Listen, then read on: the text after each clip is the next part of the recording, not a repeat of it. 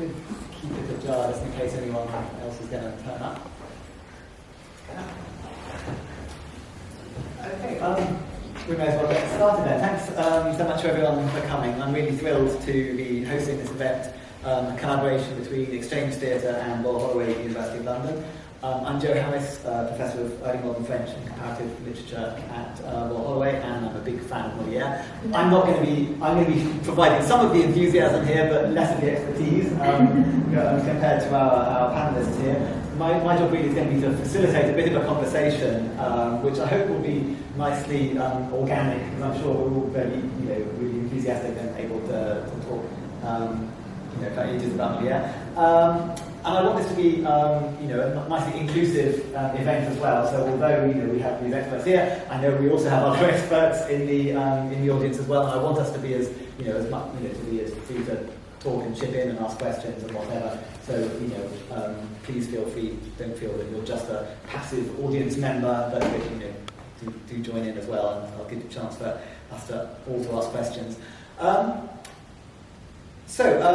I'll be sort of facilitating the conversation here. In a minute, I'm going to give a bit of an overview of Molière, which maybe is a bit redundant, given that a lot of us know about him already, but mentioning a few things that might be useful to think about, or maybe won't be, but to get the ball rolling. But beforehand, I think maybe one of the best things we could do is start by getting our different speakers to introduce themselves. What I want to, so if you can tell me who you are, what your first encounter with Molière was, and what role Molière has had in your career, whether academic or as a theatre practitioner, because we have both academics and theatre people here. So should we start with Anastasi? Okay, thank you so much for this afternoon. My name is Anastasi Revi, and I'm the artistic director of Theatre Lab Company that collaborates with Exchange Company on this wonderful production. And also, I'm the director of the production Don Juan, that is presented at the moment at the World Theatre. Thank you. So I'm David Furlong. I run the Exchange Theatre with Fanny Dolan, who is sitting at the back here. We have been producing and either finding translations or translating ourselves Molière for almost a decade now. And before that, we started 15 years ago translating French plays. And over the years, we turned into doing something around the bilingualism and bilingual identities within the process, and how every actor we work with is bilingual. And then my first encounter with Molière as a good French schoolboy, although from Mauritius, was at school, was really in high school. Yeah, I think I was 13, and then there was collège en France, which is not really high school, but and I found it very classic and boring until I actually trained as an actor. So I'm a trained actor, and then I'll stop here. And over the years, I've come to directing, but on this one I am not. And I asked my colleague, a long-time collaborator, Anastasia, to take this, to take the lead on this, because also I wanted to act for her. That's me. And I'm Nick Hammond. I'm Professor of Early Modern French Literature and Culture at Cambridge University. I started off being a sort of dutiful, I think probably as an A-level student, and then undergraduate, reading lots of Molière and really loving it, but never having had the opportunity to see any theatre. And I think the one play that really brought Molière alive for me was actually an English language one, where those of you who might have seen the sitcom The Good Life, there were two people from that. There was Paul Ellington was playing Algon in Tartuffe, and then also Felicity Kendall was playing Elmire.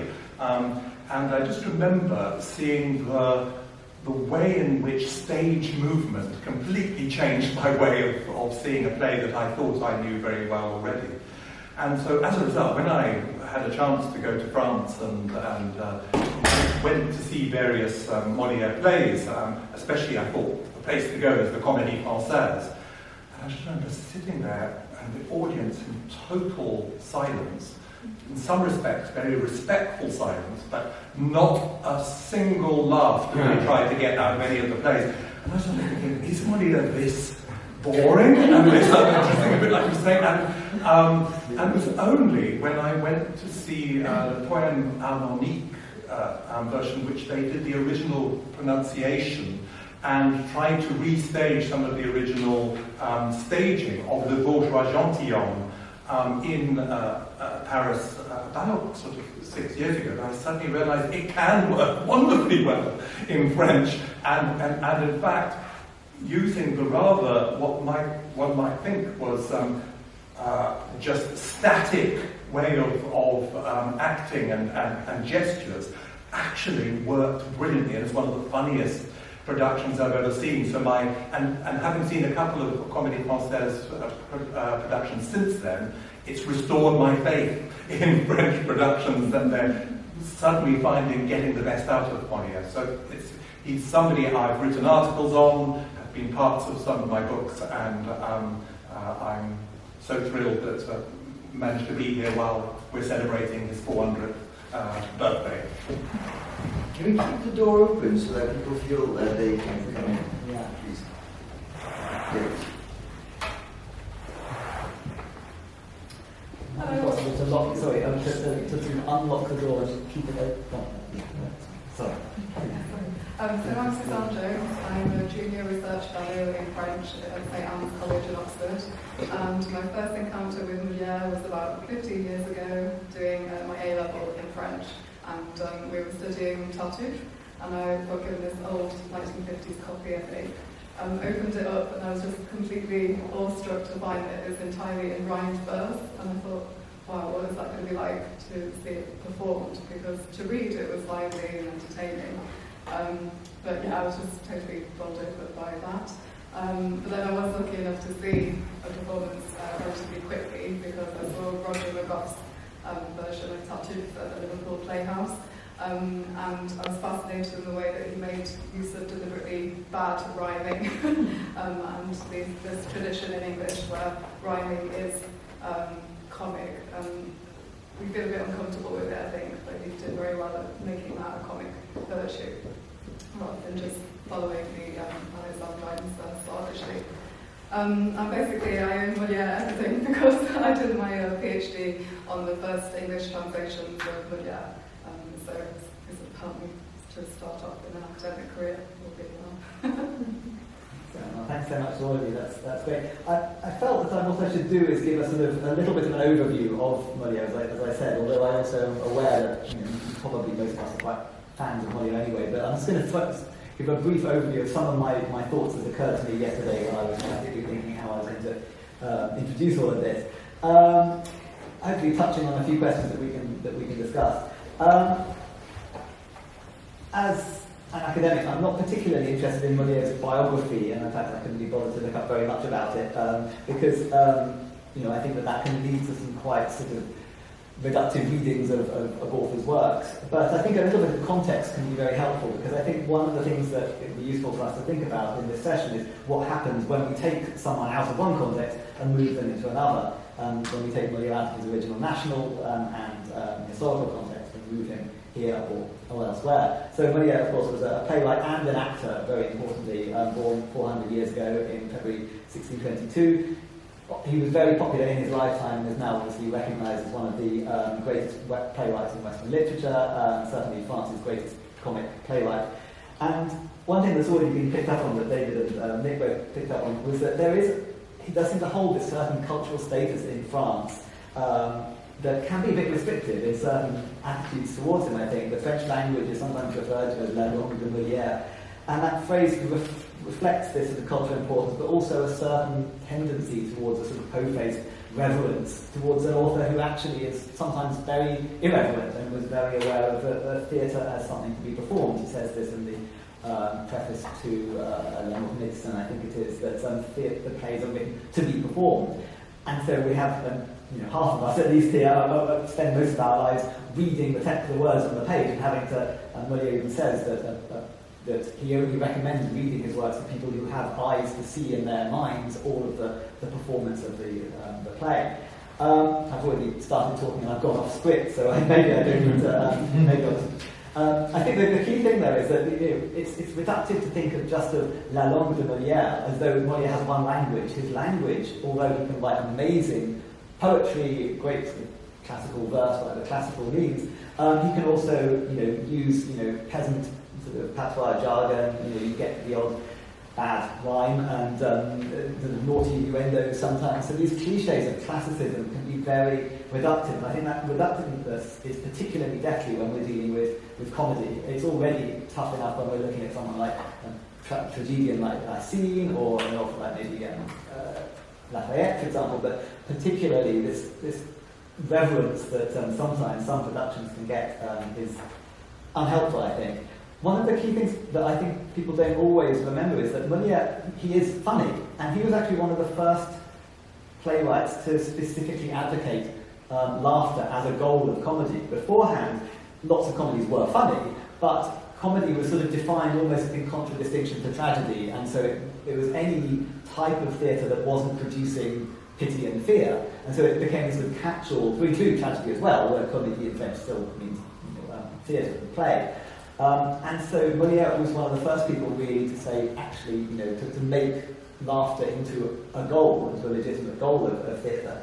And he uses many different types of comedy. He blends high comedy, fast, irony, slapstick, the sort of lazzi of commedia dell'arte, verbal humour, sometimes to the disapproval of purists, at least at the time. So there's this tension, I think, between, even in Molière's day. Well, nowadays he's canonized as this figurehead of classicism, whereas at the time, even, he was seen as problematic, controversial, in aesthetically, ethically. Some of his plays, like Tartuffe, like Don Juan, that we're going to be talking about in the second half of this session. I should have also announced that what we're going to do in this panel is sort of we'll talk for a bit about Molière in general terms. Then we're going to show a video, a couple of videos from Exchange Theatre, and move to thinking about the particular play that we're particularly looking forward to seeing, or some of us are being in this evening, Don Juan. I've totally gone off script and I don't care actually, but I will rein in my enthusiasm. But I think the point that I want to sort of suggest here is really that there is a tension. Molière's reputation has developed over history. During his lifetime, he was already being made canonical. He came under the protection of the king's brother, Philippe d'Orléans, and then under the protection of the king, who granted him a pension and became godfather of Molière's first son. The troupe was given the official title, the troupe du roi.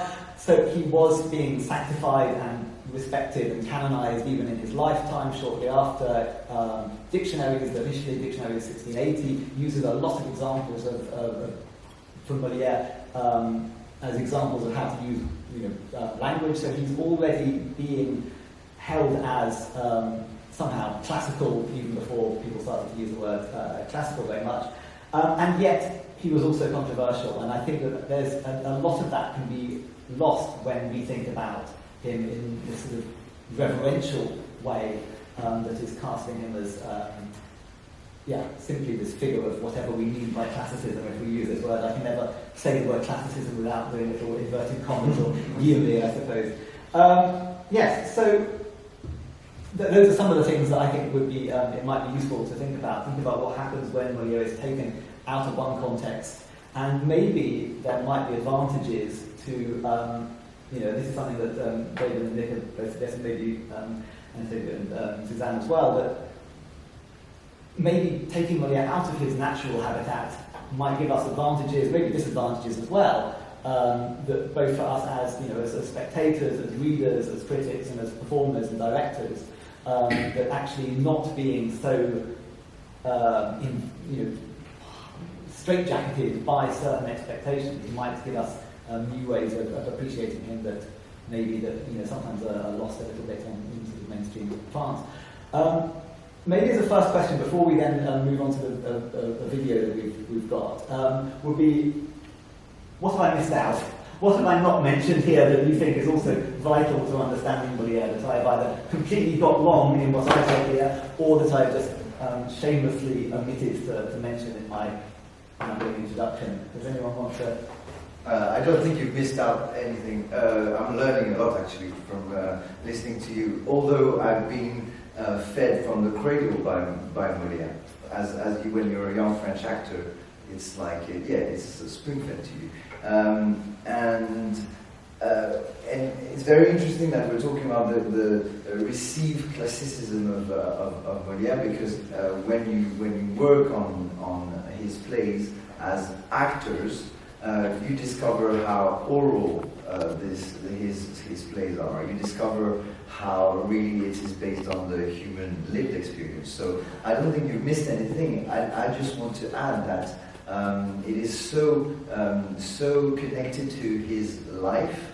It is someone in the 17th century, in the conditions of life and comfort that we know of this time, who left a kind of bourgeois, comfortable life in Paris and left for a tour for 10 years to become the most famous person in France. Like from village to village, you were waiting because you knew that Molière was in town before, and then Molière was coming. So it is very comparable, and I think that's what I'm trying to do with my work and to say to my actors, colleagues, students.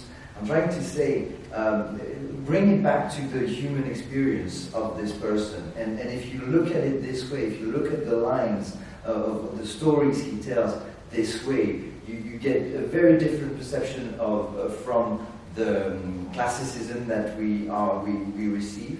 I remember having made the mistake of going to Molière in a very, classical, manneristic, foppish way, which is a lot of what was done for a long time. When I was 15, you would go to the theater and see some things that are so posed and not real.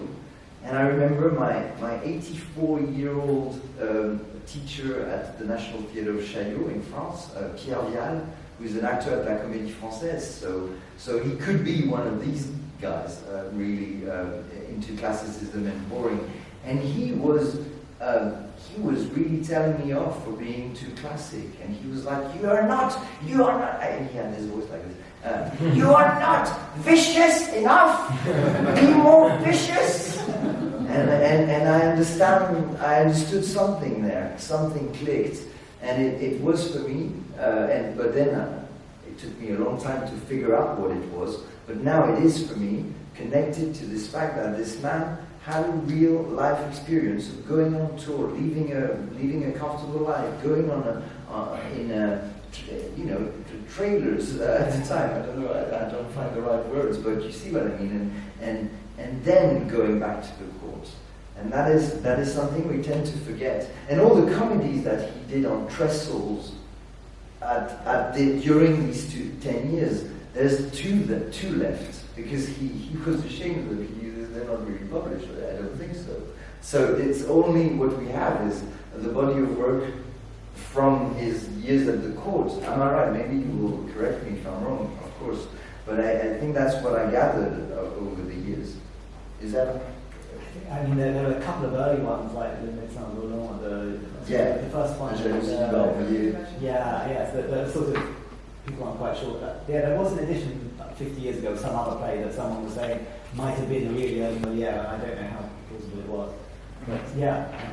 But just to back up what you said, David, was that I think what Molière, the classical Molière loses is the fact, as you say, touring around in the provinces. Of course, as a schoolboy, he would have crossed the Pont Neuf, where there were impromptu performances being put on by characters like Tabarin, who was well known as a sort of actor of the time, figure, and of course also the Italian influence of the Commedia dell'arte. And so much of his theatre is very much theatre of hybridity. And that really comes to the fore with his comedy ballet as well, when suddenly he was working with the first French composers who were thinking about writing opera. And so especially his Le Bourgeois Gentilhomme and his final play, Le Maladie Imaginaire, you really see that kind of interest in hybridity coming to the fore, which you actually see in its various stages throughout his output. And I think rather than seeing him as this one sort of monolithic, sort of great character, you'll see the statue of Molière right round the corner from the Comédie Française, and you look up with awe at. And in fact, what he was doing was absorbing so many live experiences, and which he brings into his theatre. Suzanne or Anastasi, do you have anything to... Well, that's, I think, possibly a reason why he isn't treated with that much reverence by his first translators, and even maybe translators now, in a way that perhaps French producers maybe have more trepidation. So the first translators would just mix a couple of Molière plays together, even to create a so-called new play.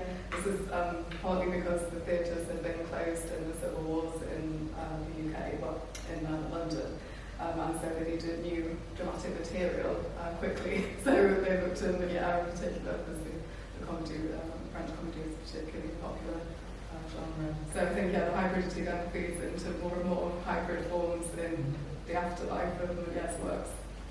Just out of curiosity, why did they not just translate him wholesale rather than stitch things together? Because that's more effort, presumably. Well, yeah, it's strange. There is this idea that English theatre needed even more variety, so there aren't enough characters or subplots. I mean, believe it or not, because in most Molière plays there are a good number of characters. But yeah, there's this view that there should be arguably even more hybridity in translation just to suit English tastes. There's rather a lot to deal with sometimes when two plots are merged together. And when are these translations you're talking about from? They started quite quickly, so 1663 is the first one, and the Cookery Machinaire, which is more of a one-act farce, more typical of the sorts of plays in the provinces, got absorbed into a play called The Playhouse to be Let, and it's an interesting case because it's a translation that's written out in cod French, sort of French accented English, very strange French accent like this. And so the whole translation, is written like that, and absorbed into this frame text, where there's the idea that it's the quiet season, the lawyers are away from London, and they're just letting visiting actors perform in a London playhouse. And so some French actors come along and propose this play. But the key thing is that Molière is not mentioned, but it is a translation of a very loose translation of the Cookery Machinaire. Sounds fascinating. But, it's really interesting to see that Molière's influence starts before Molière the name gets established in England. Yeah, and it's more in the early 18th century when it becomes sort of immortalised in print editions of collected works in England. I suppose that ties in with developing notions of authorship, but I don't know very much about developing it. But I get the impression that it becomes more of a profession and a sort of legal issue in the 18th century, where people are actually signing their names to things, and that's fascinating. Do you have anything else to? I can't remember. My question was, I can't even remember what it was. What have I missed out? One thing that you didn't mention is your first encounter with Molière. Yes, very true. Very true. My first, I studied English literature, and at the same time I studied theatre at the National Theatre of Greece. And part of my education, my whole education was based on classics. So for us we had, it was a three-pillar thing. It was the Greek classics, Shakespeare, and Molière. So first time I discovered Molière, I was 18 or 19 at drama school. I was more into English and American influence, so suddenly I discovered France, and I'm thinking, one more boring writer. I remember Don Juan was the first one, and I had, as a young girl, to play Don Elvira. And when you are 18 and you touch Dom Elvira, you just feel the woman who is hurt and there's no way and all that. And immediately I realized that it was a very, very difficult text in my eyes back then. And we were, as David said, quite pushed to just play classic, as it should be. The more I was getting into that, the more I realized that there was more, and more. Molière was a man, was a human being, and suddenly, like all the classic writers, they were up there, and we had to look at them like. So I decided that when I grow older, I'm going to revisit in my own way. Yeah, that was my first encounter. I was quite scared, I would say, by him. What was scary? Just the language, first of all, the discipline that we had to have when we were performing, and I think the difficult thread in between the messages and thoughts and the clarity and how they would be delivered. But this is something that we find in all the classic writers. I remember that these were the most difficult things for me back then. So do you find that is it something about Molière himself, or about the way that Molière is taught and constructed? I think it's about the Molière was taught back then and constructed, and that huge respect that we should have towards the great characters of the world. So I really agree profoundly with this, and the reverence we have for Molière actually defeats his own point sometimes. Like, for example, we didn't do any Molière for the first 10 years of running our company, although we were doing French plays in Britain, and at one point it became absurd not to do the epitome of what is French identity. But I was scared. I was really scared to go for it. I understand. And yeah, and then the French Lycée here in London commissioned us the Doctor in Spite of Himself, which happened to be the play that I found really, really boring when I was 13 in school. And so I read it again with my adult eyes, and also at a point in my career, in my journey, where I really wanted to be accredited for what I do, basically. And then I look at this play that in the timeline of his life, he has done Doctor in Spite of Himself when he's already finished with the touring and with the silly comedies. He is writing in parallel misanthrope, and he does this really, really stupid comedy with a monologue about fecal matter and another one about women's period. That's in Molière. It's very trivial.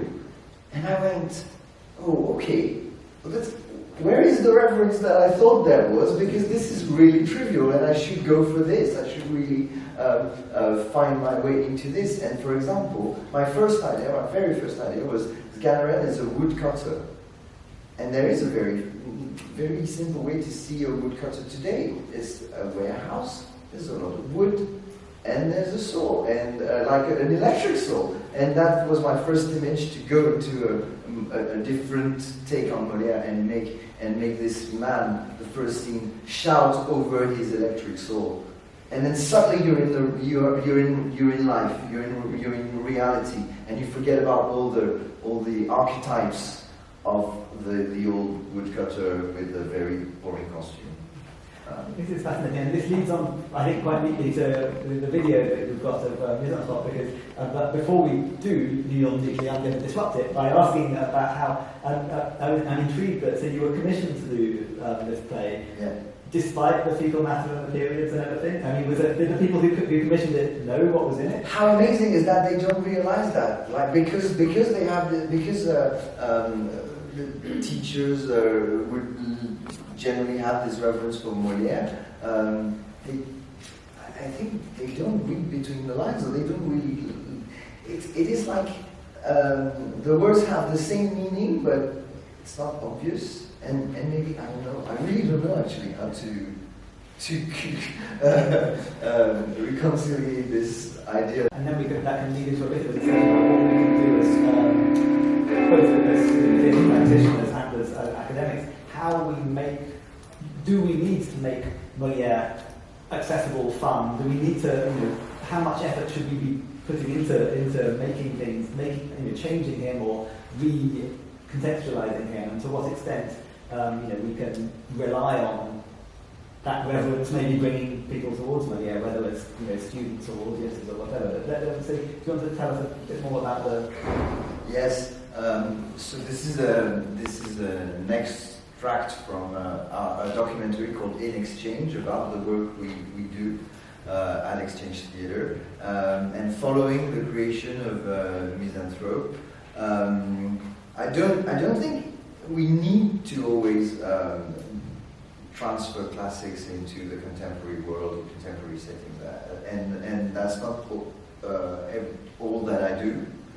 But I am, and that's also a personal take on it. I am a child of the mainstream, like I get my conventions from cinema, from 90s movies. I'm from the 1980s, so I'm from 90s movie, and I think that in this very common pop culture, which is ours, our kids, and even our parents now, because our parents now are all former rock stars, so the hippies. And so this common ground, I think, for me, gives us a lot of material to have a common language, which can be used to transfer a language that is actually as common when you look at Molière's play, but it's not obvious.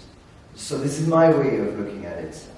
So when I transfer Misanthrope in a newsroom, what I'm saying is, okay, what I want is the ideas of Molière, not mine. The ideas of Molière about gossips and about truth, because I think it's a play about truth and fake news. I want this to be very clear.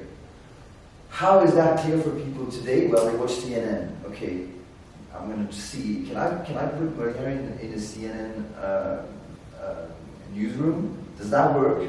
Of course, I won't just go with the concept. I used to when I was a younger director, but that's a very bad idea because generally a concept doesn't work. You have to confront it with research and development and trying out ideas. So I gathered. That's a long answer. I gathered my actors. And we workshopped the play with my crazy ideas. So I said, listen, we're going to do Misanthrope as if it was a news reporter. We're going to do this scene as if you are doing a morning show. We're doing this scene as if you are having an opinion debate on TV, and see how, and it all worked. So, and I think this is not it all worked is not a way of saying my idea worked, is that Molière worked. And I think that's what I mean. Yeah, I was very sceptical before I saw the production, actually, because I thought the play is so much about gossip behind people's backs, it's about privacy, and actually now I think, we are in a world where these things can be done, openly, flagrantly. In fact, it's very ironic that when I was talking to you beforehand, we saw Piers Morgan walk past the window. Yeah, exactly. And so it just seemed very fitting that he was, because it is, nowadays you don't have to be, ashamed of being absolutely cruel to someone's face, or at least, being public in that. No, exactly. It really did work. Can I ask my academic colleagues, how do you find you have to struggle to sell Molière to students, or do they, because at least in Oxford and Cambridge, the students get a bit of choice normally on what they study, if they're doing like the 17th century or the early modern things. Do they flock to Molière? Do you feel when you proselytise them, in the first year. But no, I think it remains popular. What would you say?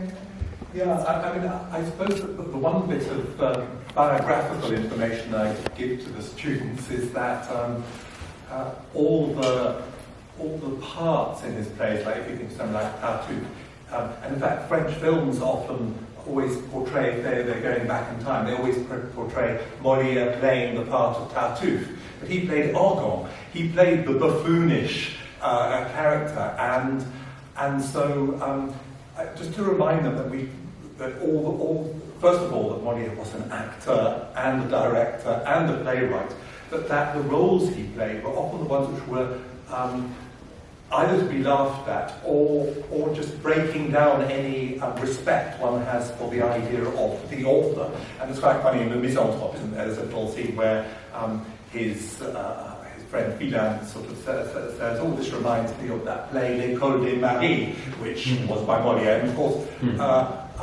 it's Alceste, played by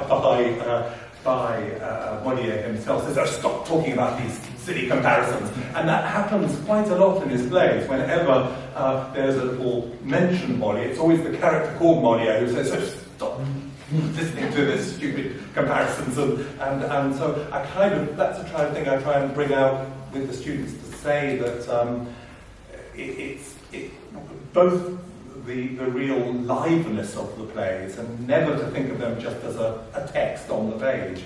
And I think sometimes that kind of helps them to think differently about it, rather than just sitting there and reading. I don't know if you had anything else to...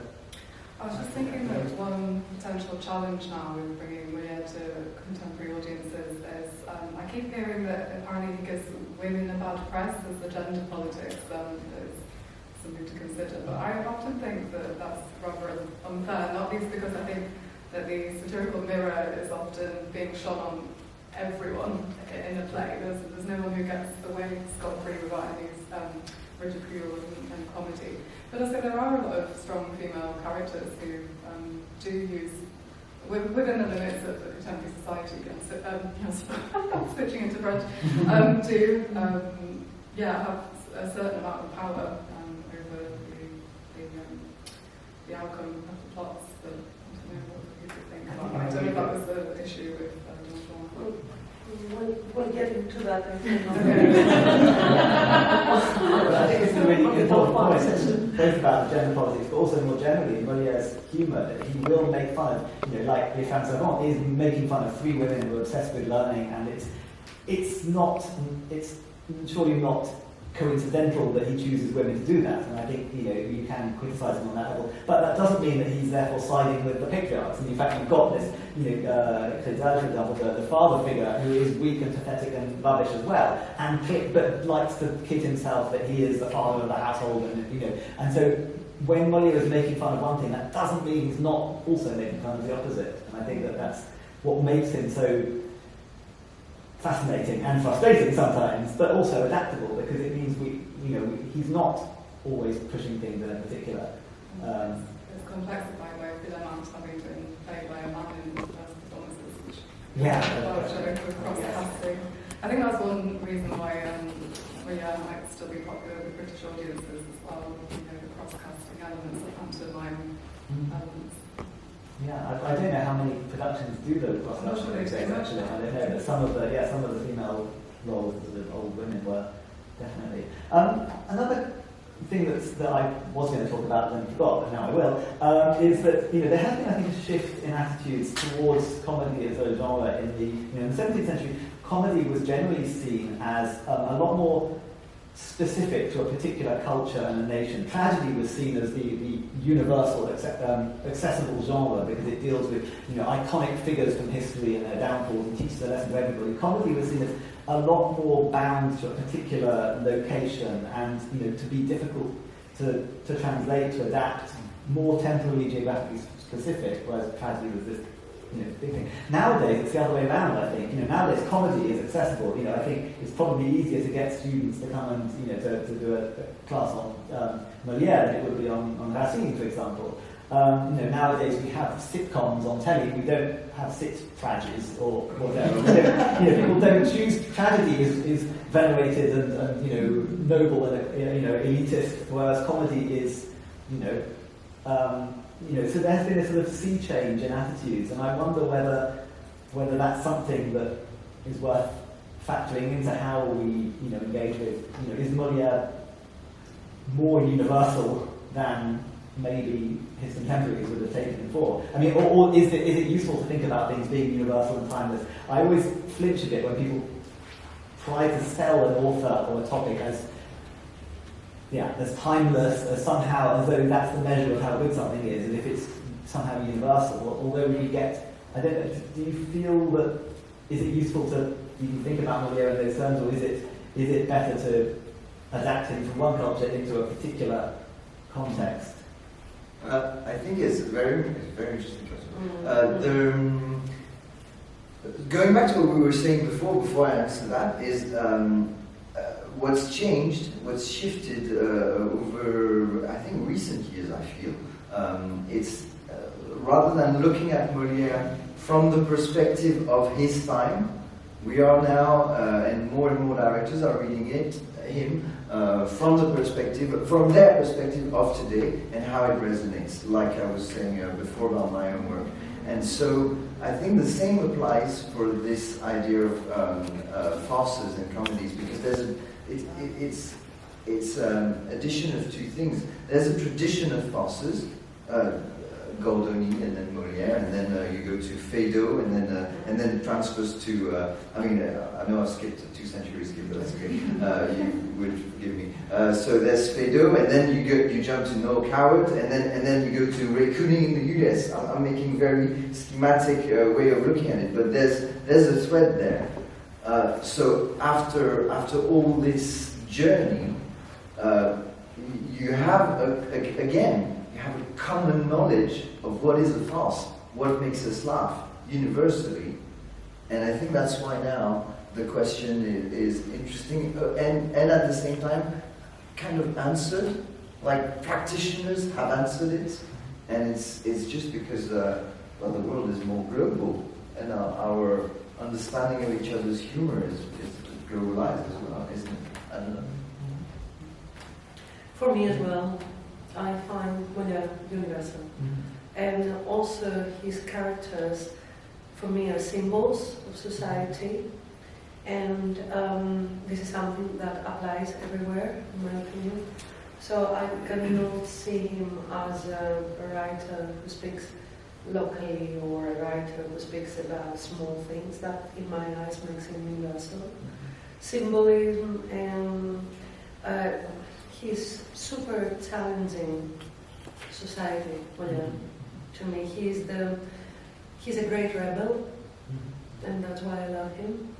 Because in his own way, he is the one who really makes you think about how we define right and wrong. And this is a question that is there for all of us, no matter where we are. Can you give an example of that? I mean, we'll move on to Don Juan a bit later, but... come on, it's a constant question. I mean...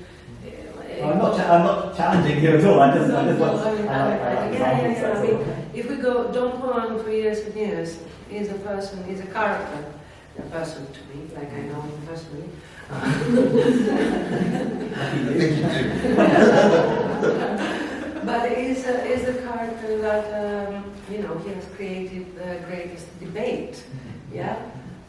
In my eyes, it can be you, me, everyone in the room, because it's this big dilemma of what means living on that side, or how good I am if I live here, or how bad I am if I live here, and what if I mix the two, and what is the secret pleasure that makes me feel that I cross the red line. And I mean, this happens to all of us every day. And how do I deal with guilt? What is guilt? What is life? What is God? What is social rules? What is parenthood? What is a love story? And that's why I think that, for me, that's why I told you earlier on, Don Juan is a combination of comedy dell'arte and rock and roll. I mean, you used very nicely the word hybrid at the beginning of the session, and I loved it because I thought, yes, that's what the show is about. The show is a hybrid, and because Molière is a hybrid. So yeah, that's why I say that for me he's a proper rebel, and in his life also. I mean, just he was touring like Rolling Stones, for example. I can see comparisons, and whatever he had to say, he said that in such a clever way. Yeah, obviously. Can I make a sort of dry academic point, just the sort of thing that Molière would satirize happily, but just say that I think in a way we mustn't forget that he's very much of his time, but he's not of his time as well.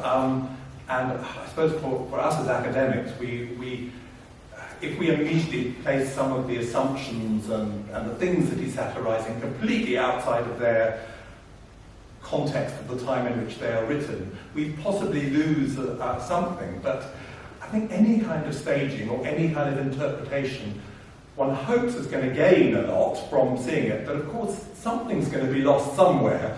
And so, and of course it's impossible to tick all the boxes, because if you do a resolutely historical attempt at restaging something, perhaps some of the relevance which many, especially young spectators, might not pick up, they might lose it. But by the same token, just even if some attitudes about women, which I actually agree with you, Suzanne, I think it's those people who kind of criticise him too fully for being I totally agree. Yes, he just enjoys. He enjoys sending up people's pretensions and delusions, and it doesn't matter whether it's a man or a woman. And in fact, the vast majority of the characters whose delusions are satirised are men in his theatre, but there are some plays that aren't. But I think, just to reiterate this, as an academic, I think it's important that we are here in a way to locate Molière in his context, and also in his theatrical context, and that's why sometimes the playwrights that we know that he read, or that we know the authors that he read, that can help us kind of understand more fully the plays themselves. What's fascinating also, and I think is coming from your point, is how what we do with exchange is translating, but also beyond the language translation, how does Molière translate today? And I think you're giving your work is giving us the roots, because if we can find, biographies, of course, all the research, of course, everything I read is the food for me to build upon. Otherwise, really, I would just make assumptions. I would just create in a very silly way. And there's something that Eric Ruff, who runs La Comédie Française, says, and it's fascinating. And when I met him, he has said it in an interview, and he said it to me, so and he said that the beggar scene in Don Juan, when they perform it in Russia, it's a dead silence. This is not funny. They are not laughing at this. And if they perform it on Broadway, everyone is like, the laughter is all over the room. Everyone is hilarious. And there's a midway in France, and it's different here, and it's different when we play the French or the English version here of our Don Juan. And I think maybe when I was younger, I would have thought, I want people to get it the same. And now I feel, that's why Molière is so universal. It is because it creates, however strong, it creates a reaction, and however different. And I think the moment we try to lock him down into one thing, as in Molière is one thing, we're screwed, he's screwed. Like, it's not going to happen. It's not going to be good for him. Okay, yes. Sorry, it was just something that both of to pick up on what both of you said. I was just thinking of the podcast that was on France Inter called Entre le chien et le loup, which is something, this idea of Molière's le chien, loyal à son maître, so loyal to, he was part of the court, very much part of the court, and loyal to his master and the world in which he exists. But then there's this other side to him, the loup, the rebellious spirit, for someone that's outside of the system and mocking it. And I think as practitioners and academics, you kind of loyal to the text. You're trying to work with Molière, but then you also bring your own unique, independent spirit and your own vision from your own time to it. So you too are like the entre le chien et le loup, in the same way that Molière is kind of between those two. And I think that's something you can keep kind of bringing up throughout. It's really interesting. Can I build on that question a little bit? So I was going to ask Suzanne, in fact it's open to anybody really, this question, as you were saying, Anastasi, that there's big questions being asked and, you know, that profound things. When people do like translations, for example, or particular productions, do some of the translations that you've been working on, maybe, or more recent translations, sort of try to close off that ambiguity, that power? Do you find that there's that things get oversimplified sometimes in particular? I don't know, you know, whether possibilities that are there and rich in the original sort of just get closed off, or, you know, does he get... I'm just thinking this partially because I've been working on some sequels to the Misanthrope, which doesn't quite end. The ending doesn't quite, you know, it's sort of unresolved. And so you've got people in the 18th century writing conclusions that try to wrap it up neatly and give ourselves, you know, someone to fall in love with and marry, and sort of closing off those questions. And I just wonder whether there were translations that sort of steer him in a particular way that maybe, or productions as well, I mean maybe it'd be more obvious with productions, that sort of make him say something that he isn't just saying, or isn't saying at all. But I don't mean to put you on the spot particularly, but I was thinking in terms of translation, whether... I wouldn't think so much in closing on, but to continue my thread on the gender politics, I did find that there were a couple of early female translators who did, like Afra Ben used a manuscript translation by a man, James Wright, a lawyer. But you did find adapting the female characters a little bit to give them a bit more agency in a way that it contrasted with the lack of agency that the hypochondriacal man had over his body, that sort of thing. So it's not really closing off, but it is opening up an avenue that's not necessarily in Moliere's text. It's done very subtly there. I mean, that's often the way that women could use translation as a way to shape text in a slightly different lens. But I have a bit more to think about ambiguity being shut off. Do we have any more questions from the floor? Yes. Well, thank you, everyone. I could keep here for hours with all my questions, but I won't. Just one observation and one question. I was at the Decentrally Molière conference at NYU and Yale in April, and I can tell you that French identity using Molière for French identity formation is alive and well today. However, there's also hope, because there's also very much a counter move against that, and I saw that really play out at the conference. So, but my question, and it's one answer too, is about David mentioned transposing Molière to other countries, Russia, but I'm interested in how today, perhaps in multicultural Britain, in multicultural France, how the Turkish ceremony in the Bourgeois Gentilhomme is being received. How are directors staging it? Are they avoiding it? Very good question. And on the first speech of Sganarelle at the opening scene of Don Juan, Sganarelle describes Don Juan with all sorts of names. Amongst them, originally in the text, is Don Juan is a heretic and is a Turk. There. So, first time we staged Don Juan in 2018. We used the text. We were very faithful, and I thought we shouldn't change a word. This time, 4 years later, 2022, second time Don Juan. The first thing I said to David, I said, "Don't say this way." Just because the social awareness is so much bigger in 4 years, not only to me, but generally.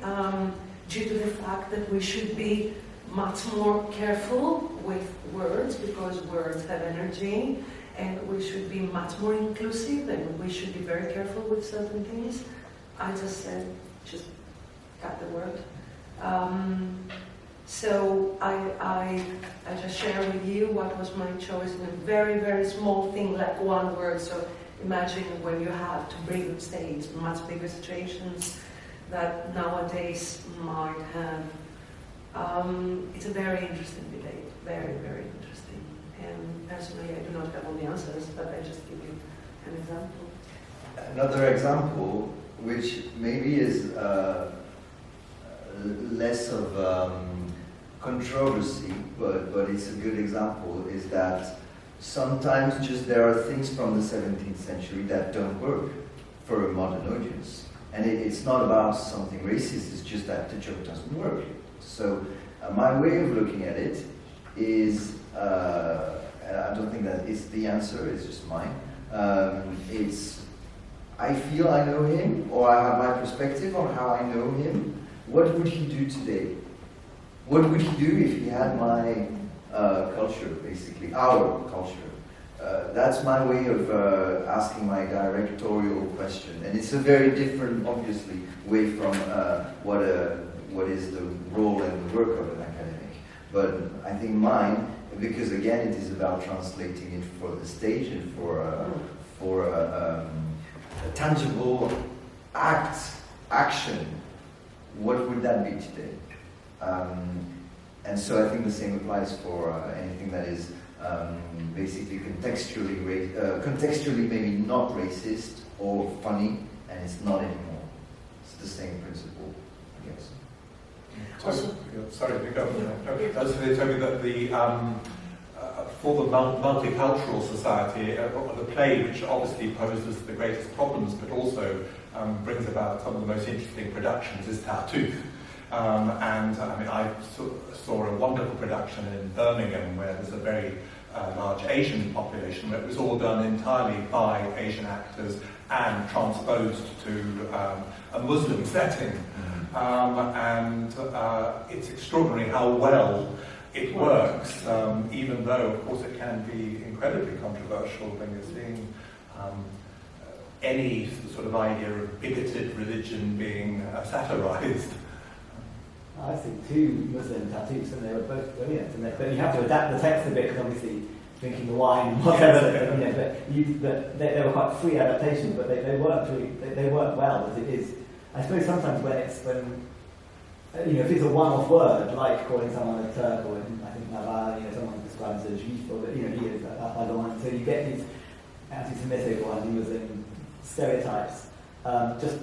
They're just little throwaway words that you can edit out, whereas when it's actually something fundamental to the text, you can't avoid it, but then almost it's better to address it and thematize it, because you're showing it's not propaganda, it's just, it's an issue that, religious fundamentalism is scary and important, whichever the religion is. So it's, it actually, tackling it head on is, when it's something that's big enough.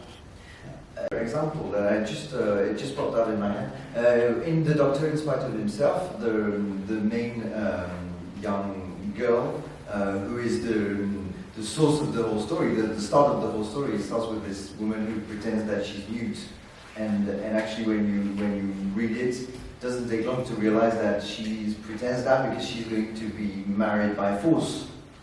And I mean, there's two ways of looking at this. Either you just take it as a given and it's just a plot thing, or you look at it, and I think that's the way he probably wrote it. You look at it as something that's wrong. This is wrong. Forced marriage is wrong. This woman is muting herself, strangling herself with a veil, and in my production I make that very clear. And so you use you reconcile the values that you know of this writer with, and you use them to make it work and to make it clear what are your values within your production, within the contemporary world. And also about the multicultural world, not only Britain, multicultural world in general. I think the power of it, of Molière, is that, and sometimes very badly, you can make it say what you want, but it's the same with Shakespeare or Ibsen or anything. You can make it say what you want, and then it depends on who's the artist. And sometimes they really steer it one way, and you don't recognize it. And sometimes it's the adaptation and the writer who is, for example, I know that there There's a very good Ranjit Bolt translation. It's very good and it's very specific. It is culturally, it is his totally. And there are some, I won't say anything. And there are some less good ones because they are steering it one way rather than trying to make this true to the original. I don't know where I was going with this, but yeah, there's a way to be true. And really, so maybe do you want to tell us a little bit about how we can see it looks quite traditional in some ways in some of the costumes, and yet the music, profile, and everything. What was your what inspired you? Why this play and why this version? Why this play? Because I have a natural admiration to everyone and everything that puts a question mark. I love asking questions, and I always loved, since I was a kid, maybe because I was a little bit of a weirdo, and I still am, I always liked things that are not this way. I have said before that since I was a kid I suffer from my imagination, so no matter what happens in this reality, there is a constant other reality in my head, and Don Juan for me is a perfect material to allow this to come to the surface. I personally, I love Don Juan. At the same time, there are so many subjects in the play that are absolute no. There's a lot of bullying, first of all. There's a constant game. There is abuse. This is a play about misogynism, maybe, as someone could say. Huge questions regarding what is God, what is the universe. I mean, it's a play where everything can go wrong, and for me this is a big challenge. And in the play Molière, he uses Sicily, but I got influenced. I'm Mediterranean, I'm Greek, so it's part of it. It's in my blood. So I took Sicily. I moved Sicily to Venice. And the reason I moved to Venice is because I traveled the whole of Italy apart from Venice. So I love the idea that I will place Don Juan in Venice because my imagination can create Venice. Casanova country. Exactly. I got highly influenced by Fellini because when I was a teenager, I discovered Fellini. I don't think I realized much back then, but I loved his films. So obviously I have strong influences from Fellini in the show, subconsciously, and a lot of Nino Rota music. For me, I got inspired by Jim Morrison and the way he died in his bath in Paris. And that's how Don Juan dies in the show. So this is a little... It's on the poster. He's not there. So as I said, it's a very strange combination of things. And the most important thing is the use of masks. Because obviously commedia dell'arte, of course, that's the obvious, but at the same time, masks for me can be very scary. They create a huge admiration, but at the same time, they make me feel scared. Even that I've done the show, I've seen that a million times, I'm still scared sometimes. And also, they cover reality, so hypocrisy. So they cover things, is what is the face that we want to project, and what is the reality, and what reality. Also for me, Don Juan is a labyrinth of the human existence. So the Venice Carnival for me is an ideal place to play the labyrinth. It's like you can go in there in any carnival and get lost, and like Don Juan gets lost in his own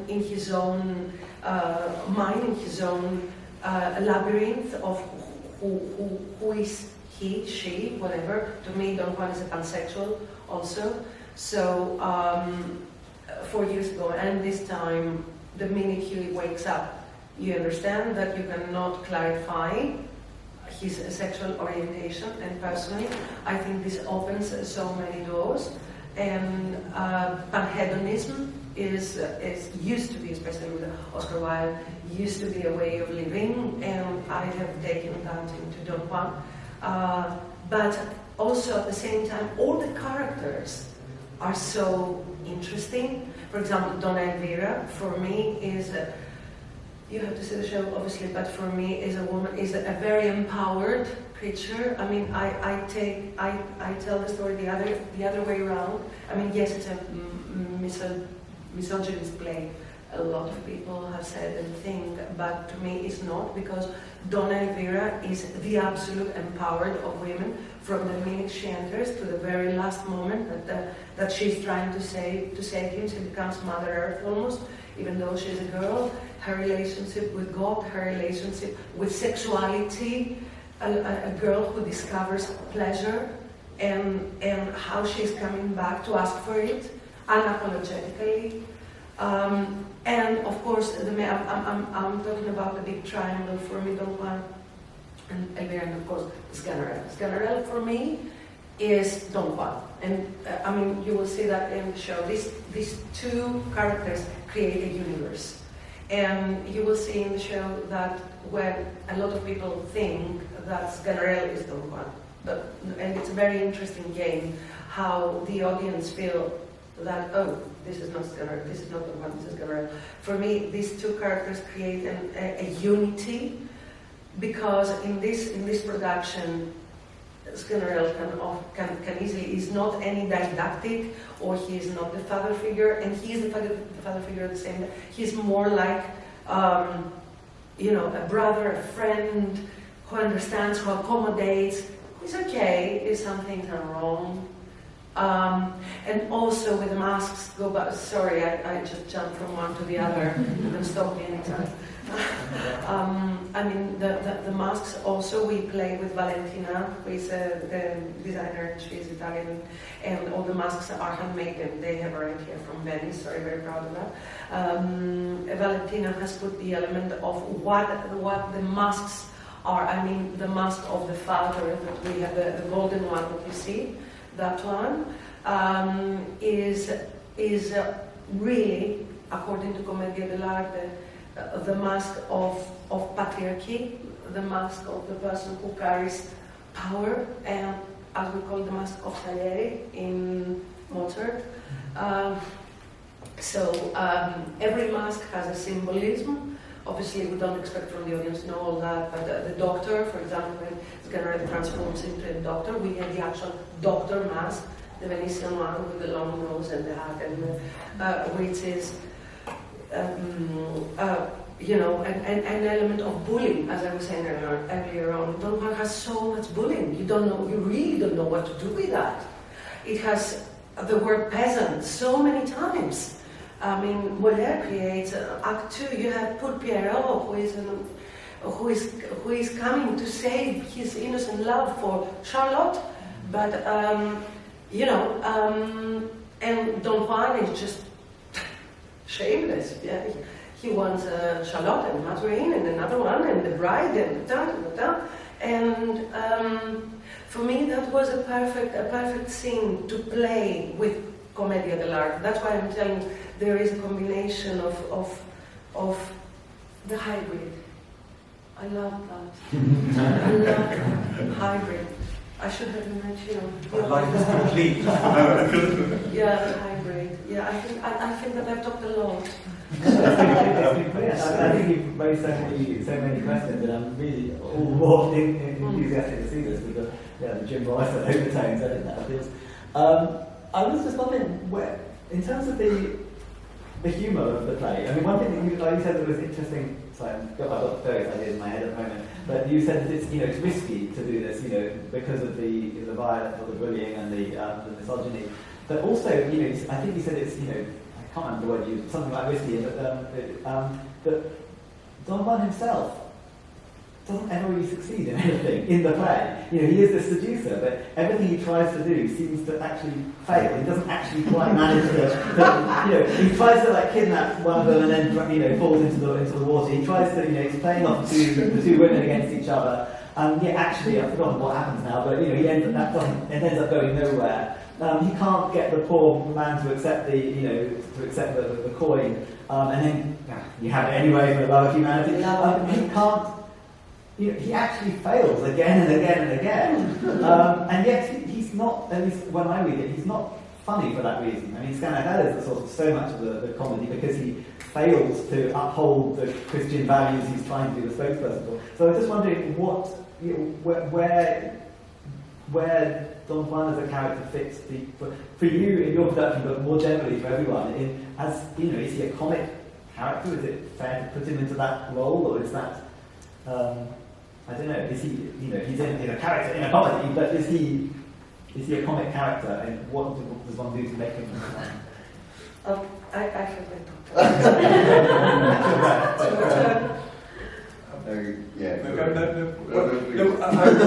Just from a point of view, sometimes, especially when we're teaching Don Juan to students, quite often you will have extraordinary moralistic readings of Don Juan himself, and I can say to them, do you really think that people are going to be sitting there in the audience just waiting for 2.5 hours for him to get his comeuppance and looking really kind of disapprovingly of this terrible person? No, not at all. He might fail at what he does on the stage, but he's also well known as a seducer. And in fact, I like that thought you saying going across the genders, because I think he seduces everybody around him in all sorts of different ways. And surely he's got to seduce us as an audience to a certain extent. We've got to be engaged by him, and so that when the end comes, it is kind of a bit of a shock. And there's one academic who wrote an article called Dennis Potts, quite a long time ago, but he actually compared Don Juan to trickster figures of ancient legends. So Brer Rabbit, from Aesop, but also in Britain, Peter Rabbit is the one you hear. That Peter Rabbit is the naughty one, and he gets into all sorts of scrapes, and he fails in various scrapes, and you're following him. But are you all saying, Mr. McGregor, who's going to put him into a pie, we're on Mr. McGregor's side? No, we all want him to get out of that scrape. And in a sort of way, I think I quite enjoyed this, and we were having a conversation earlier, we were saying about the kind of chaotic nature of the way. I think that is what it is, isn't it? It's, you don't have time to sit there and go, what a terrible person. No, exactly. It's the movement of it, and that sort of sense that we as an audience surely have got to be swept along with the ride, as it were, that he's on. The word trickster is important because I think it's an adaptation or based on Tista de Molina's El Burlador de Sevilla. It's Spanish, so I don't know how to pronounce it. But Burlador, I think, means trickster. It can be somebody. I don't know. Does anyone speak Spanish? Sorry, it is a trickster, isn't it? So the original dramatic version of this is stressing that. I mean, I haven't read it because it's in Spanish, but it is actually that's integral to the character at least. That he's anyway, so that's all it was. Do you see it in that way? Oh yeah, absolutely. I think you'll like the show. Oh, good. It's like you've seen it already. No, but it's really interesting to hear your reading of it and what we have done. I have nothing to add really. I think Anastasia said it all. Well, I was drawn to the fact that Anastasia is a world creator, so she doesn't just create an image. It's not remote. It takes you into a marvelous mental adventure. It's really interesting without it being interactive for those who are afraid of that. And I was really drawn to the project back in 2018, and also it makes a lot of sense to revive it now because it is this production, but I think the play is very much a celebration of life, of being together, of not being in lockdowns and behind our Zoom screen. It is also the hedonism that you're talking about. We get a lot of people. I actually got a text from an audience member that I had never met before, and who came to just greet me and have a drink at the pub. And the next day he found me on social media, and he said something along the lines of, "You've reminded me of what it is to be alive." You mean the show, not me? Like, and that is just beautiful. There's a lot of joy, a lot of chaos, a lot of press got the chaos. Some of it just thought it was unclear. And I think I just want to say that I think if you can read the play and finish the play and say, "I know this is very clear to me. I've understood what he means." I challenge anyone to say that the first time they read Don Juan. Also, I just wanted to mention that I think that as years go by, we live in cleaner societies. So I'm not saying it's right or wrong. I'm just I'm a little bit nostalgic into. Although I didn't live there in the 30s or the jazz era, or I'm going back to hedonism. I wish I were living in those times where people were drinking absinthe and they were listening to all this music and there were no limits. This is something that makes me feel like, oh, how life would be.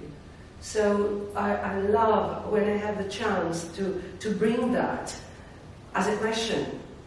I feel that this is something that is exciting for nowadays, that we live under strict rules and ways, and this is how things should be done. I think we live the era of being politically correct. So somehow I flirt with the idea of being very incorrect. And at the same time, and I want to, because I think it's also in our show, and it's the way you directed it, there is, at the heart of the play is the question of what is amoral. It is at the heart of the play, and it is answered in a very complex way, without it being just a question of right or wrong. And I think what's great about our take is that it has this festive rock and roll, sex, drugs and rock and roll kind of feel to it, and it is questioning whether this could be considered just amoral, or is it how you deal with it, how you deal with these excess that is amoral. It is a very grey area rather than just saying it's black or white, and I think a lot of productions are very black or white at all. So I had a question, maybe I should wait for tonight to see, you talk about this like life falls through the play, there's really more energy, and I wondered, is the character presented as a young character, or is Don Juan sort of aging? Because you have some productions where there's this slightly pathetic dimension where he's desperate to cling on to this kind of youthful energy, and I wondered, is he sort of an aging rocker, or is he some young figure? Personally, I think this is Dimitri, who is playing Don Juan, and the reason he's playing Don Juan, apart from being a wonderful actor, is that he himself carries a strange combination of youth, but at the same time there are moments within he's 1,000 years old. It's really a strange combination that he carries, and for me this is Don Juan. He carries the excitement of youth, the wisdom of the centuries. That's how I see the character. Yeah, beyond sex. Because next time I'm gonna have a female as Don Juan. Next time I'm doing Don Juan. I very much want to experiment with that as well, because I think I will do Don Juan. I promised I will do it 7 times. Can I go back briefly to, because what's interesting about this particular play is that when we talk about the ambiguities and the way that things can get closed off, the original version was edited, apparently, because certain scenes, and I'm pretty sure that the scene of the poor man, the beggar, certain bits were edited out, and I think paper was stuck over in the original edition of Molière's complete works. And the edition that was current until like 1841 was Thomas Corneille's verse adaptation, which is really interesting. I skim-read it yesterday out of curiosity, and they get rid of that scene of the beggar entirely and replace it with a couple of scenes where he tries to seduce another couple of girls, one of whom is only like 14, so it's made it very clear that he is, the sexual transgression and the domination of women is the issue, and they pop up right at the end, where in the Molière it's the turn to hypocrisy which seems to trigger his downfall. That previously he's been this unabashed atheist, totally open, outspoken, anti-God. It's when he pretends to be something he's not. That's the transgression. Whereas in this version, it's the sex, it's the not necessarily the drugs and rock and roll, but it's that which is it's being forced into a particular dimension. And I'm just wondering whether because this is something that it's a play that has been adapted in lots of ways, and I'm wondering, because I haven't really seen very many introductions, which whether different translations, different adaptations have put I teach my students this play, and I try to get them in a course on villainy, and I try to get them to think, what is the crime, the sin? Is it the seductions? Is it the hypocrisy? Is it the atheism? Is it, what is it? And in a sense, it's all of them. But I was just wondering whether is this a play that was adapted, was it translated, Suzanne? Well, because of the complex print history, it wasn't really till the collected works that a close translation was made. But there was Shadwell's The Libertine, which isn't really a translation, but it's another reworking of the Don Juan. I didn't know they did that one. Because I've read a few Shadwell. The Libertine. So you may have heard about the play with controversy and French influences in London. But what is interesting about it is it's categorised as a tragedy, and I think this whole generic fluidity with Don Juan is interesting, because in contemporary accounts I think it's described as a tragicomedy. On the print version it ends up being called a comedy, but I don't know, can we talk about the ending without it being a horrible spoiler? Well, we've already said I think it's interesting what you say about the I think we should do. I mean, it had been adapted in the 1650s a couple of times, like someone called Revi and someone called Don Juan, and both of them were tragic comedies. Not the tragic comedies tended to end in death, actually, but it was obviously they recognised within the myth a certain seriousness. So yeah, Well, that's the thing. With the Thomas Corneille version, I think there's the Memoir de Mail, which describes material things that we use like props. Says that they needed some resin to burn, suggesting that there would actually be flames. But there's a contemporary account of Molière's version that mentions feu de chasse, which is just kind of cardboard flames. And this contemporary account is very damning of the play. But what's interesting is he says that these little cardboard flames that must have been held up somehow, and the fake thunderbolts and lightning actually made the audience laugh. So some critics have argued that maybe this is really a comic parody of morality tales in general, and we're not really meant to think, oh dear, Don Juan's getting his comeuppance, but it sort of draws attention to the theatrical illusion, like it's over, almost badly acted deliberately as a comic parody. I mean, this leads on, I think, to more of a spoiler. I suppose the actual ending, as in what happens at Sganarelle at the end, which is a wonderful parody of the idea that there's a resolution, I suppose. Because I don't know whether you're faithful to this element of it, but and maybe you don't want to spoil it. But he ends up saying, everyone's got what they deserve, which isn't true. But he's still left wageless. I don't know whether because the ending is pointing out this ending is not satisfactory. It's not wrapping everything up neatly. There are things still unresolved. I don't know whether you want to. In our production, Sganarelle leaves the absolute. He's desperate when Don Juan dies. He suffers. He is going to move to the next level, that is the absolute solitude. he really suffers.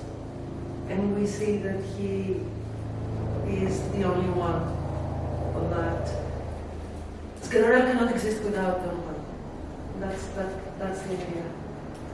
So when he dies in his bath from a stroke or from a heart attack, or he dies, according to Molière, the ghost is coming, and of course is the punishment and everything. But he dies without any preparation and without any, you don't know why and how. After that, Sganarelle finishes his life together with Don Juan. Not, I don't mean that he dies, but it's like, that's it. And the way David plays that wonderful line that says, everyone's happy, betrayed husbands, wives, all of you, apart from me. This, the way David plays it is every night with spirit. So for me, that line about the wages that has been does not exist. I decided that it couldn't fit. So that's the only line that we've cut. It's really interesting that you mentioned that. And what's interesting is that the decision of not keeping the wages line was already taken, and we were happy with it. And then I found out later that actually we're not sure it was in the first version. It may be a way of Molière to not finish on this character basically excusing the amorality of his master. That didn't fit well at the time. He needed a hit. He couldn't have this one censored, probably had others. So he added the wages. I'm talking under your control here, but he added the wages in order to finish on some comical notes and on the greediness of Sganarelle, rather than being basically banned again, like he had on other plays. So, and it's very fitting with our choice in the end. We're like, okay, if this was forced onto Molière, well, let's get rid of it. For one question to another, which I think is really interesting, is that question to the ending. I wonder what you two think as well about Moliere's, either the sort of the serious, we started off thinking about death and things, but so we have, but also about Moliere's, the way he, wraps things up, the way he, I've got a theory which kind of fits in very much with what you were saying, David, was that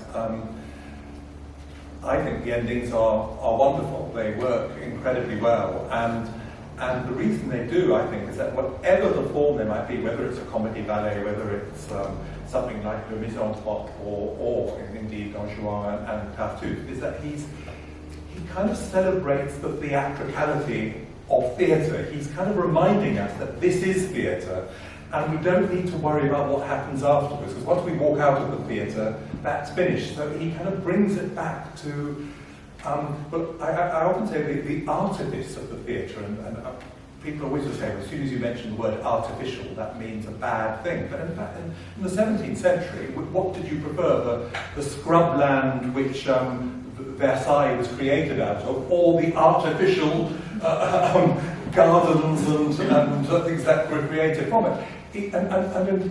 I think that in so many of the plays, and I could go through each one if you wanted, but I won't, you'll be thrilled to know, but at the end he constantly just calls back to the idea that this is the art of this, that is theatre, and let's celebrate it and really enjoy it for that moment before you all go out and go back to your normal lives. Yeah, I think I agree with that. Thinking about the ending of the melody that and there's a degree ceremony, and Bernard actually very obviously says, I've got some theatre mates and they know how to mock up a medical ceremony, and then that forms the final antonym of the comedy ballet. So I absolutely agree that it's not about realism, even if there are real sorts of feelings, interactions, emotions within the play. Absolutely, the theatricality is always brought to the fore, and often to a further comic, parodic end.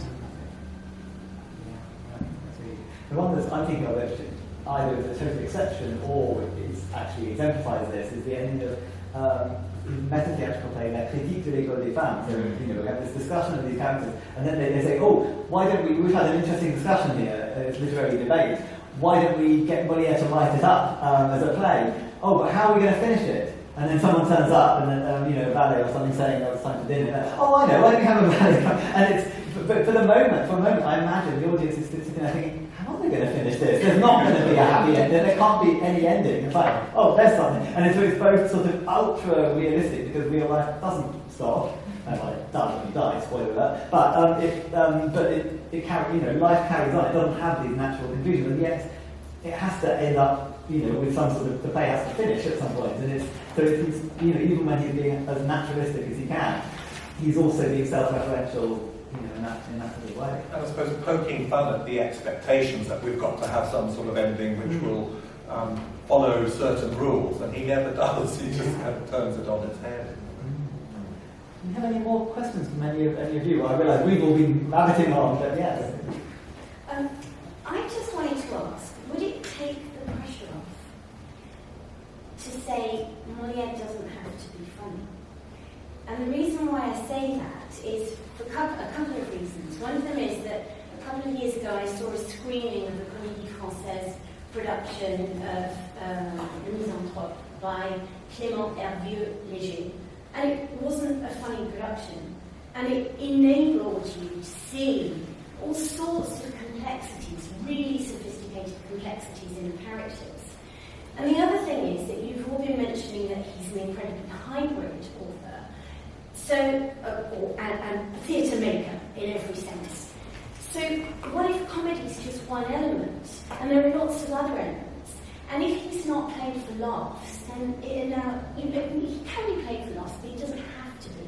Is that acceptable? I don't feel the pressure of making him funny. I don't You've think all sort of saying he is funny. But no, because he is. as in he was like a blockbuster. I think, I'm sorry to be so mundane. I mean today. No, but that's exactly what we were referring to earlier. The fact that at the time he wrote for masses and to entertain still translates today, and it's funny and entertaining, that you can't get rid of it, even if you try. In Misanthrope, I really wanted my version to be very serious, deadpan serious. I didn't manage. It's funny. But I wanted to be that about truth and fake news, like I said. You can't, it's funny. But it's not a pressure. I think what you're referring to in a way, for me, I mean, how it resonates for me, is that sometimes there is a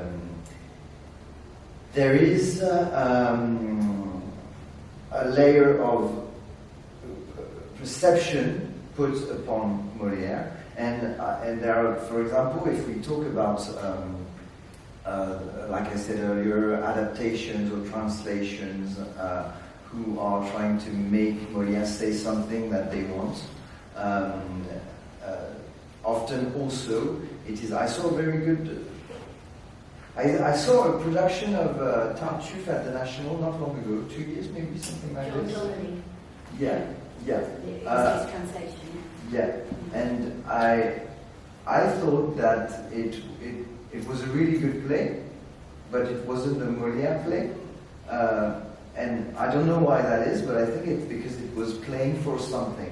Maybe laughs, but it wasn't playing what Molière had done. So it's an adaptation. And it's okay, it can exist, but that's not what I'm doing for the person.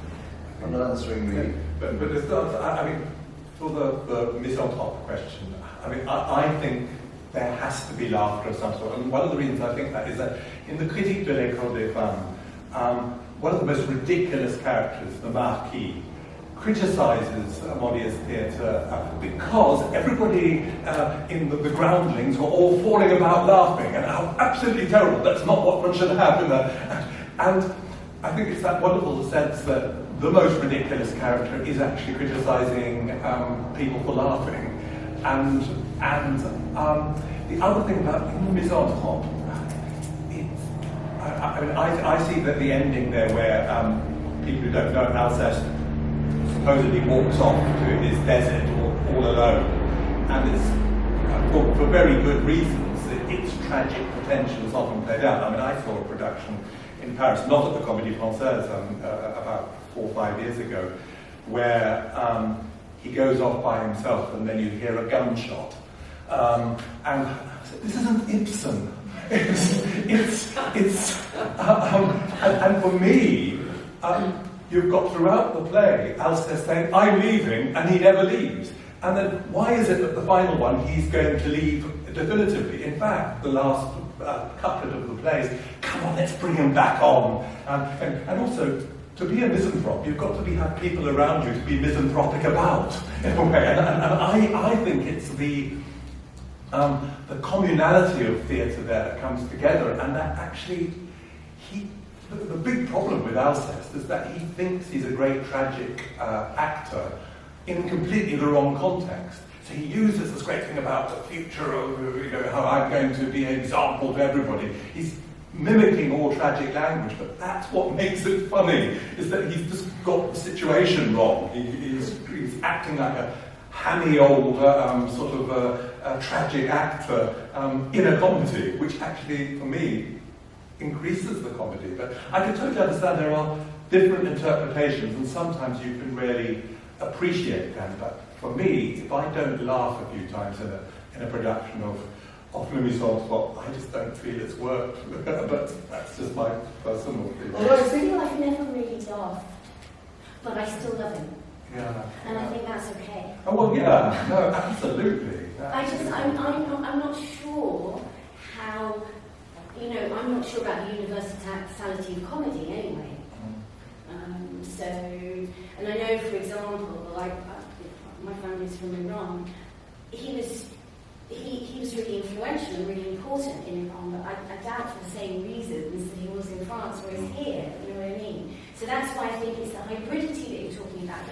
It's enabled him to travel through time and through geography. He's travelled across the world, but I'm not sure that all audiences necessarily get the same kind of thing out of him. Yeah, this is what we said about Russia.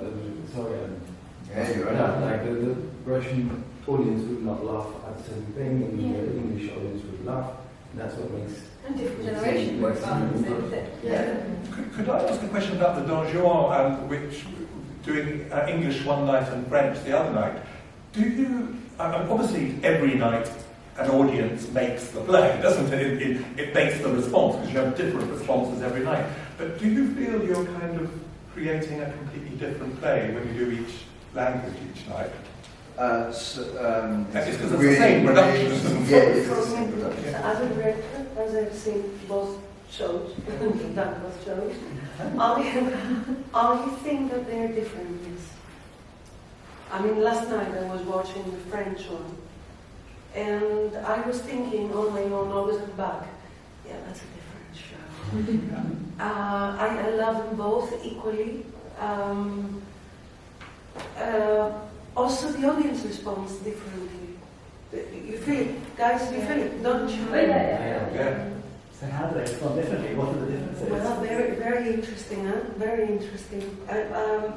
There are a lot of lines that both audiences laugh at, but there are moments where you feel the French reacting different.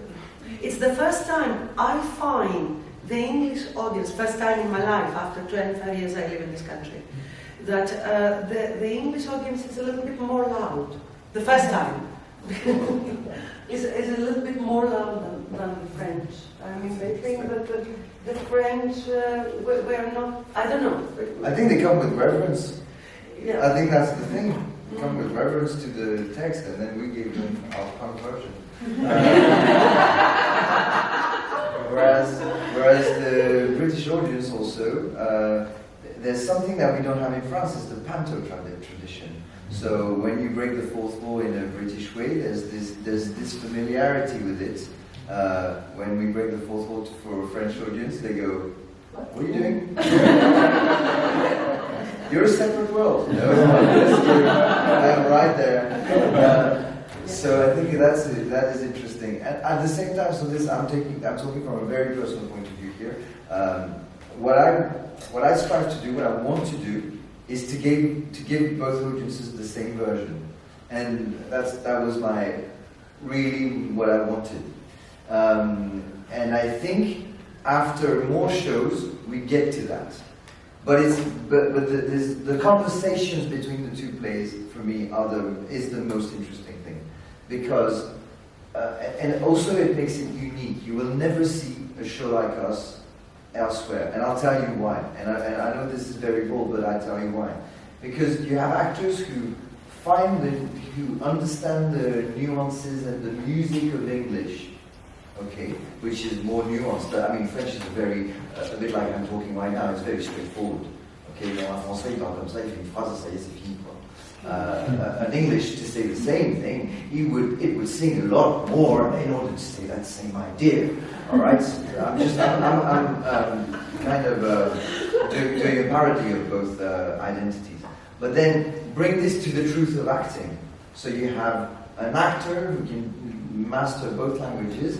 In English, he finds nuances. He finds flowers. He finds waves. And then in French, sometimes he finds an efficiency, something that is just, that's the way it is. The straightforwardness that an English actor, I'm sorry, would not have. Just culturally, he doesn't even know it. Okay? So then, you take actors who have both culture, parents are from both cultures, or they have been in the UK for 30 years, maybe 20 years, and have grown up somewhere else, and they can do it. They can do both. And so, basically what I tell them as a theatre leader, as a company leader, is, okay, that's good. What you found there, bring it back to the French version. And that's good. What you found there, bring it back to the English version. So that's why I say it boldly, but because I have grounds. This is a unique. You will never see the same acting elsewhere. It's exactly the same cast, also, yeah. Which is quite demanding. I mean, they perform in two different languages. Two of our cast are there, Fanny and Alexis Dana, Fanny and Alexis Dana. And it's quite demanding. It's quite demanding.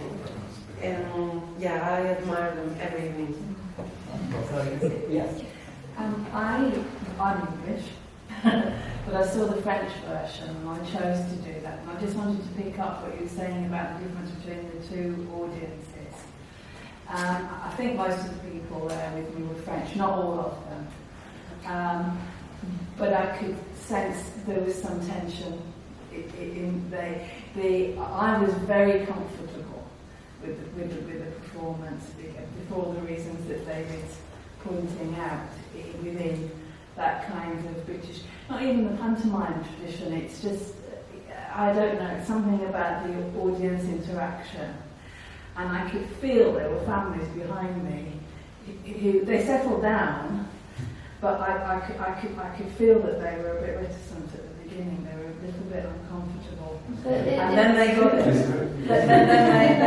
then they got into it. But it was very, very interesting. I can well imagine the British audience being different.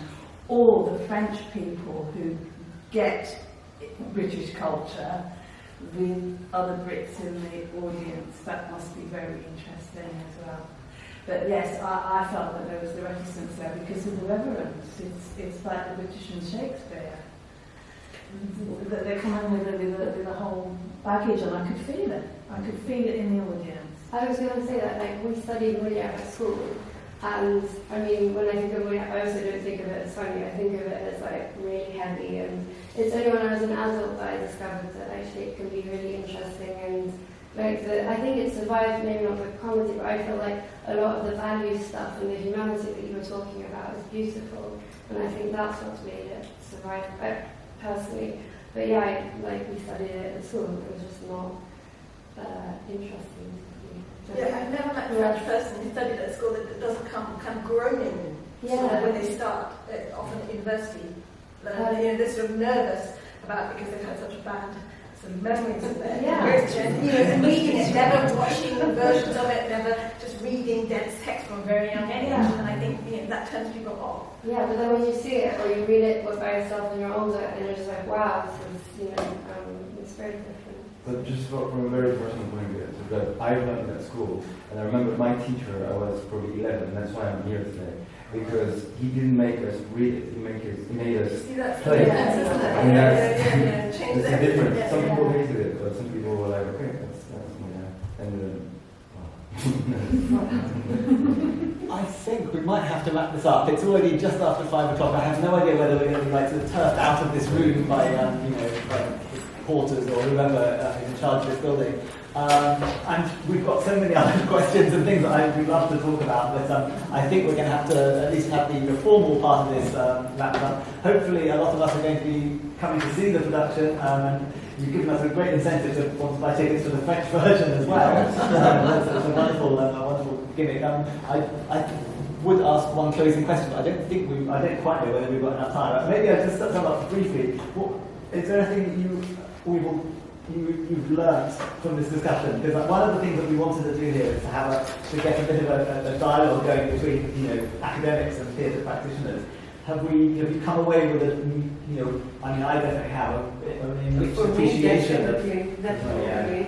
But I always love talking and spending time with academics. For me, I belong in this category of theatre practitioners that I think very highly of academics.